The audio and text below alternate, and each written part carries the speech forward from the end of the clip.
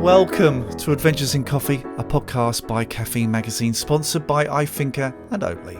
Now, in this first series of Adventures in Coffee, Scott and I have explored the world of coffee for those of you out there and people like us who are curious about what goes into their daily cup. Yep, we made this podcast to try and demystify this weird old world of coffee. And we've had some laughs and we've had some more emotional conversations along the way. And this episode is a little different from what we've brewed up before. Now, dear listener, we are experimenting a little bit with this one. Think of it more like our producer James's podcast called Filter Stories. It's going to be more in that kind of vein. And we're actually really curious to know what you're going to think of it. Now, some folks out there who know me as Lady Velo might be wondering, what on earth is she doing on a podcast that isn't about cycling but all about coffee? Well, in this episode, I'm actually going to be sharing my personal story with you. And this includes growing up to Caribbean parents in the UK, living with depression, and how this actually flows with my bike life, and how all of this comes together with Coffee Cycle Saturdays. Do tell our dear listener, Jules, what is Coffee Cycle Saturdays? Well, it's almost exactly what it says on the bag, really. Jules, just next to those tasting notes. Yes, exactly. But Coffee Cycle Saturday, it's about coffee and cycling and mental health. And, you know, we've all been going through stuff in lockdown. And especially in light of lockdown, this episode may hit home for a few folks out there. But I'm not going to spoil the whole thing for our dear listener. Well, I think this is an incredible story, and I don't want to, break it up with some sponsor messages. So should we get those out of the way first? Why not? Let's roll with it. Jules. Yes, Scott. Can you answer me a question about iThinker? Yeah, go on. Do they roast coffee? No. Do they sell coffee? No. Do they import coffee? No. Do they ship coffee? No. Are they a certification scheme? No. What the bloody hell do they do? iThinker, Scott, they only trace and track the coffee through the entire supply chain and tell you how much everyone, but including the farmer, got paid along the way. Oh, okay. So if you want truly transparent coffee, you better get your roaster to be iThinker verified. Exactly. Jules, you had a great idea when we did one of these previous episodes about having a milk-free Monday, and so obviously swapping that out for Oatly. What else would you have free? Would you have fun-free Fridays? I just hear Craig David now, just like, had a meat-free day on Monday, had a bit of tofu on Tuesday. But seriously though, if you do want to cut down your carbon footprint, having a milk-free Monday wouldn't be a bad idea. No, it will make a difference. It's just these small incremental changes that you can do just, in the comfort of your own kitchen can end up helping the environment out in such a big way. There you go, listener. Go and get some Oatly. Have a milk-free Monday. Great, ads are done. Jules, take it from here. I'm Jules Walker. I was born in East London in the 80s, and I was born to two West Indian parents. They came over from the West Indies during the Windrush generation to help contribute to the economy and building of the country, like the backbone of the UK, and they both settled in East London. Interestingly enough, my dad had one job when he came over to the UK. He worked at the Ford car plant in Dagenham from the age of 19 until he was 55. My mum's morning routine, it was very set. So she would get up at 6 or 6:30. She would have her, if you can call it breakfast. Her breakfast would be a cigarette and a cup of instant coffee. 2 sugars and black, that's it. My mum had various jobs. She actually worked in like a processed meat factory. When I was growing up in Canning Town, the most fun that I would have would always be being out with friends that I grew up with on the housing estate that was home, that still is home to this day.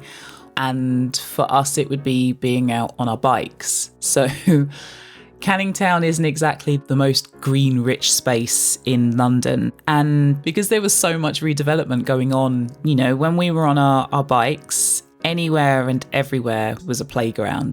And we'd also go to places like building sites, which I don't recommend for health and safety reasons.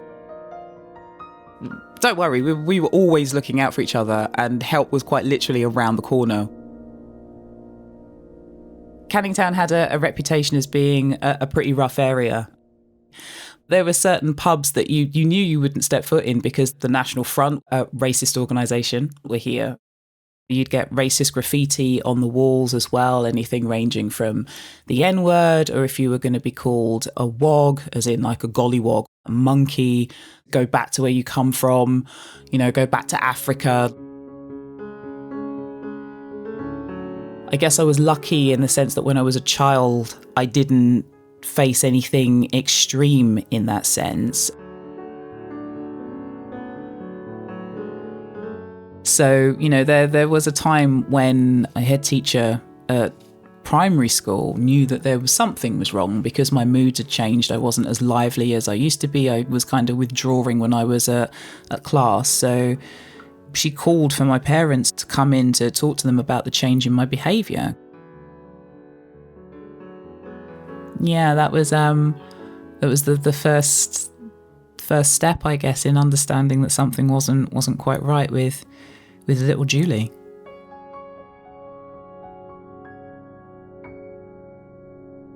I remember feeling really awkward. I thought I was going to get in trouble, like I had done something wrong. I had let some kind of side down by changing like that.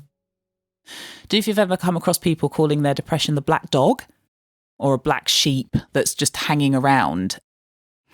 I describe my depression as being like sparks that are trapped inside of my head. The way that I think of it is you've got all of these bolts of like electricity or blinding lights just going off. And it's almost like there are too many signals going off at the same time inside of my mind. My motivation for everything drops, absolutely everything. And that could be from not feeling like I want to get out of bed. I'm thinking to myself, it's just better to stay under the duvet. There's nothing on the other side of this that I want to get involved with.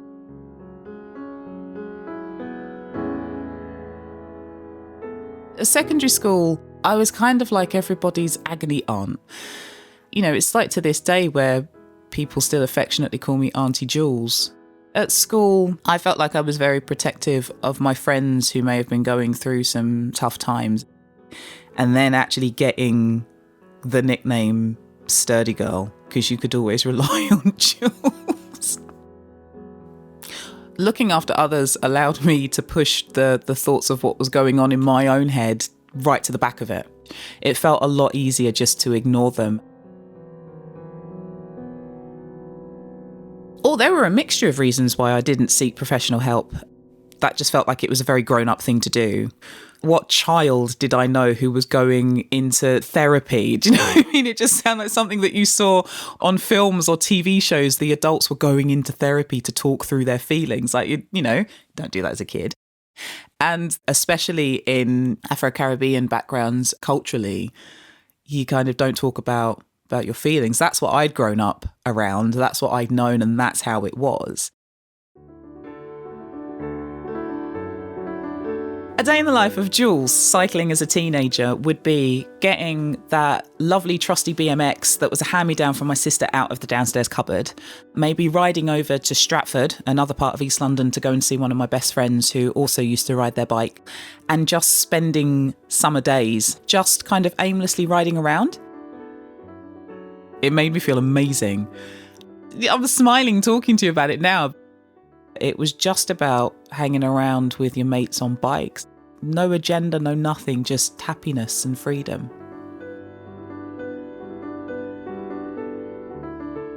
Before it got too dark, get back indoors, stick the bike back in the downstairs cupboard. My dad, he would watch all of the news. So there'd be the 6 o'clock news would come on, he'd watch that. And then at 6:30, the local news, he'd watch that. The 9 o'clock news on BBC One, he'd watch that. And then the 10 o'clock news on ITV, he'd watch that as well. So I'd sit down and watch the news with my dad as well. And I was interested in current affairs and what was going on.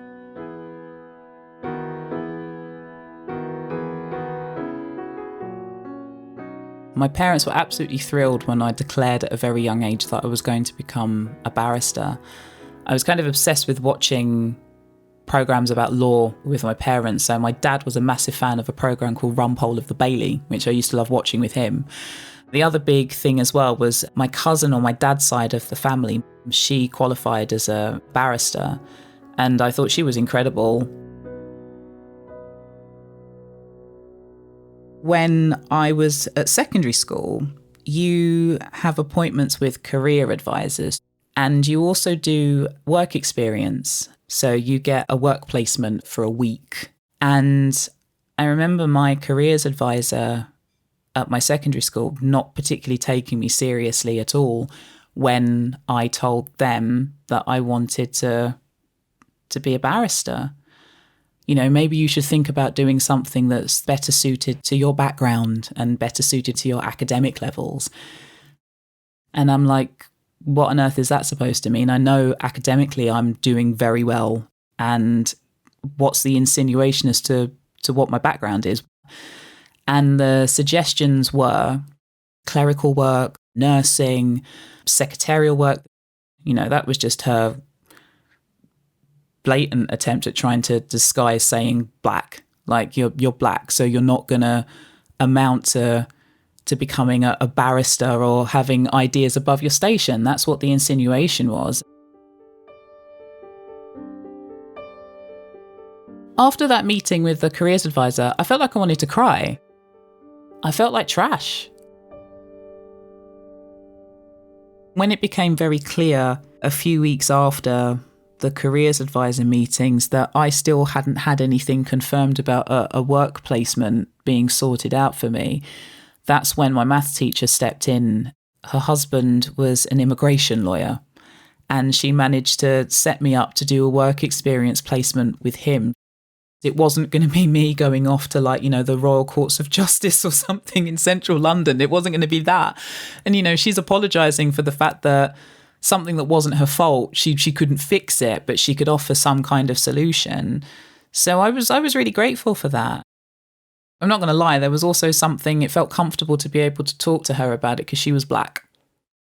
I think she, now I think about it, probably really understood how hurtful that was for me. A young black girl being told that, for all I know, she could have had the same thing happen to her when she was younger too. I went and spent a week with him at his immigration law firm. It was an incredible week. Like, you know, even when I think back to it now, I have vivid memories of going with him to meet, like, you know, some of his clients that he was taking on. And that will always stay with me as a positive memory. But I think it was when I actually started to study law, I realised I don't want to do this. But it's kind of too late now because we're on that road. There's no left or right turn coming up. We're just going straight down that road. So, you know, it's like, right, I'll stick with it and see what happens. And the compromise came when it was applying to go to university. So I decided to do politics with law. So law became the minor. When I actually had those days when I was studying and I would open up one of my big thick tomes of a law textbook, the panic would set in. What am I doing? I'd be looking at it, I'd be taking the information in, and it just felt like it was just leaking out of the side of my head. Like I'm taking it in and it's just going straight out. But sturdy, sensible Jools is going to do this very sensible, serious degree because she's going to get a very sensible and serious job at the end of it because that's what Jools is supposed to do. And, you know, I didn't have the guts or the confidence to say something, so I rolled with it. So yeah, I'd finished university, like 2004, had no idea what I was supposed to be doing after uni at all. And I accidentally fell into being an admissions officer at the University of East London. Okay, cool. Sturdy, sensible Jools will stick with this for maybe a year. And during that time at this desk job, I can figure out what it is that I want to do next. And then 7 years later, my arse was still sat at that desk working.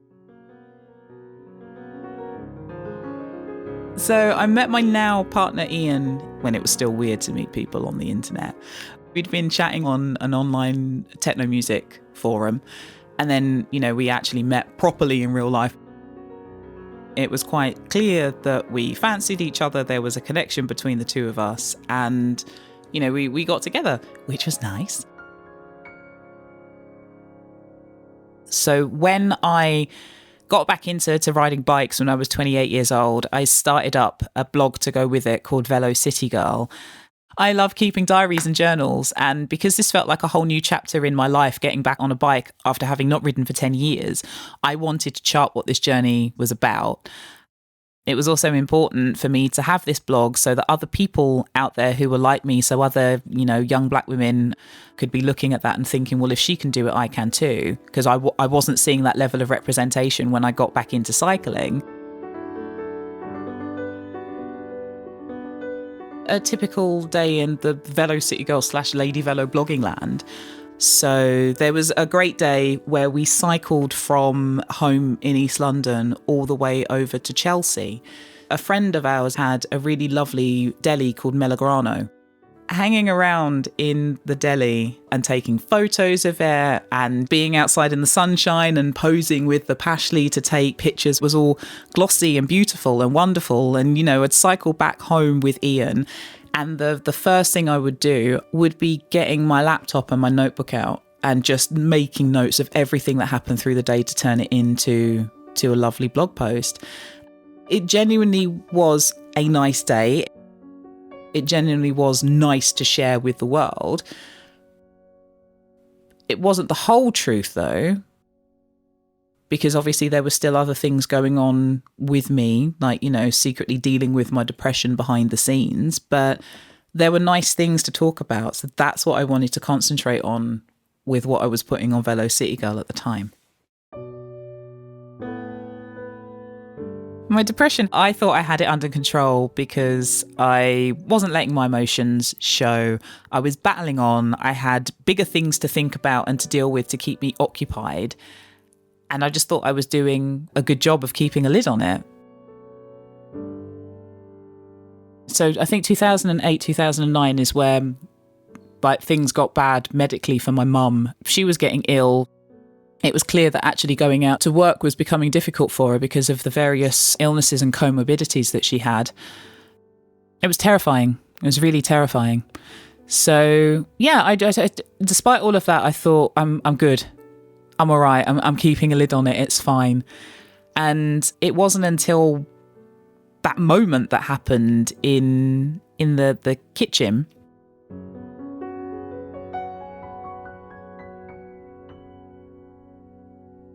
Ian was with me that weekend and we were doing the washing up together.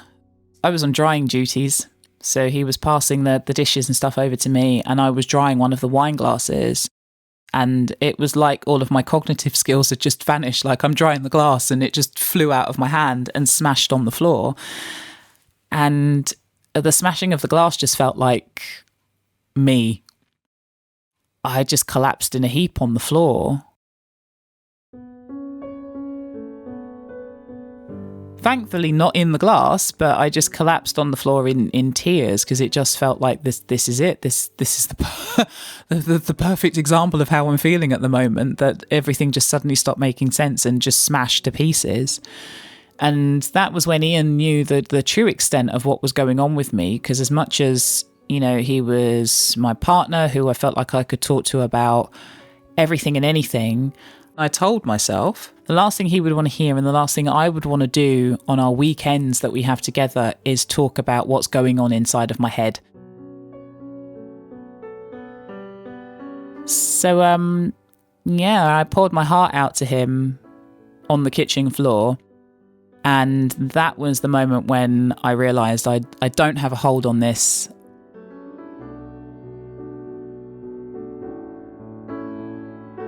Even as an adult, I didn't seek professional help because therapy costs money. I think sometimes people forget the fact that it's easy to say to someone, go and see a therapist and talk these things through. if you can drop 100 and something pounds an hour to go and see someone. I didn't have that. I still needed something to bring the joy back into cycling for me, because privately, the love had gone. And that was crushing, because cycling meant so much to me and had given me so much. It was very wild to suddenly have no passion and no love and no desire for what was the greatest thing that had ever happened to me. To be able to find that love and that joy again, I had to do it at a pace that worked for me. Something, like I said, that didn't have external pressures from other people. That whole thing of, come out on a bike ride with us, you'll feel great, it will do wonders for your mood. And it's like, no, because being around people is something I also don't want to do as well. So I thought to myself, and Ian had thought this as well, maybe we just do something that's just us, that's slow and enjoyable. Coffee Cycle Saturday. I enjoy coffee. I love cycling. And Saturday, as far as I was concerned, was the best day of the week to do anything, because then you can just chill out on Sunday. Just cycling around London with a vague idea in our heads of somewhere to go to and finding a decent coffee shop.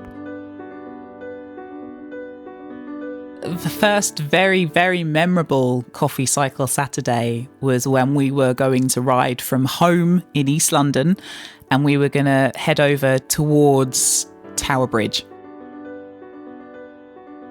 One of the big things in London on a Saturday was going to places like Borough Market. But there was a sort of break-off market, like Maltby Street Market, that was a smaller, quieter version that we'd go to. And Monmouth Coffee had their roastery there. We had this obsession with eating donuts from St John Bakery. And then we would pedal our bikes around to get to Monmouth. And we'd sit down with our bikes parked up next to us, and we'd find a seat outside, and the donuts would be in a paper bag, rip the bag in half to make a makeshift plate. And then there was the majesty of ripping the donut in half. It was just rich and unctuous and, just good.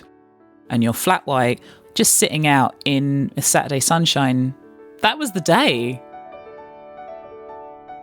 It reminded me of what it was like when I was a kid and I used to ride around with my friends on my BMX. That it didn't have to be laden with proving to the world that you were great at cycling, or proving to the world that Lady Velo can do all these things. Coffee Cycle Saturdays reconnected me. It rekindled the love.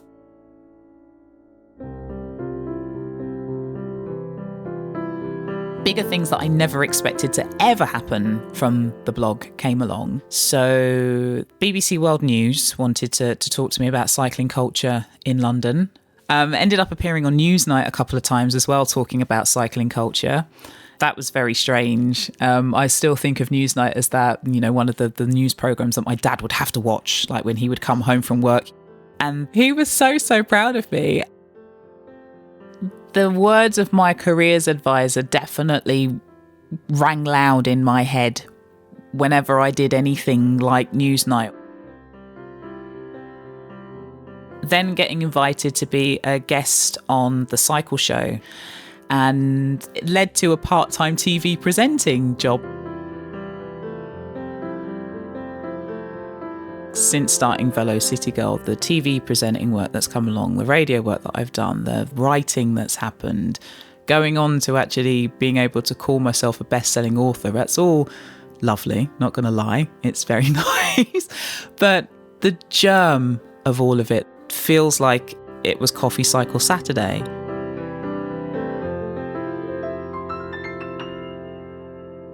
It set me up to allow me to rediscover myself again.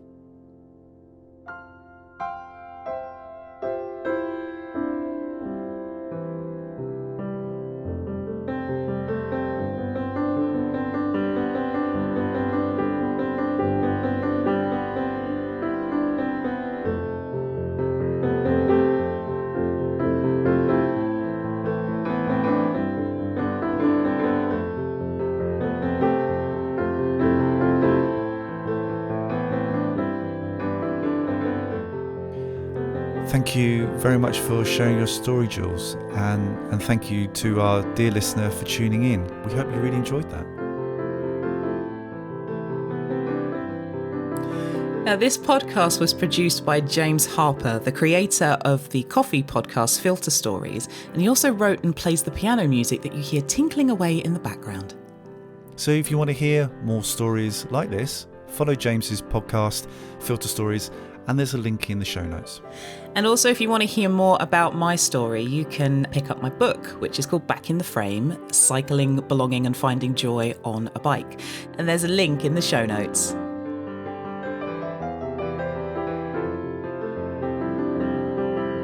Now, we're working on putting together Series 2. Woo woo! So please tell us what you'd like to cover. Did you enjoy this episode? Were there other episodes you really enjoyed? Please let us know so we know what we can make that you're going to really enjoy next time. Yay! Now, you can follow Caffeine Magazine on Instagram at Caffeine Mag. You can follow Jools at Lady Velo. And you can follow our producer James Harper at Filter Stories Podcast. Now, in the meantime, keep your eyes on this feed because we're going to drop some other good stuff in between as we put together Season 2. Take care. Until next time.